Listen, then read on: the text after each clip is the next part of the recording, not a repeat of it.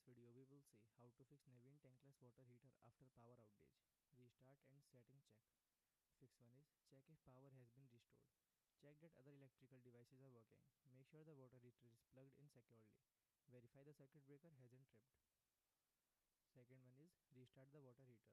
Turn the water heater off using the power button, then unplug the unit or switch off its dedicated breaker. Wait 30 to 60 seconds. Restore power, turn the water heater back on. Third one is inspect the water supply. Ensure the main water supply valve is open, then check for closed valve near the heater. Turn on hot water bucket to verify water flow. Fourth one is check the gas supply.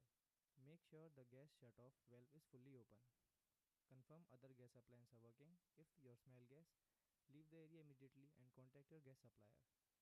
Fifth one is reset the circuit breaker. Locate your home electrical panel, find the breaker labeled for the water heater. If it is tripped, switch to fully off, then back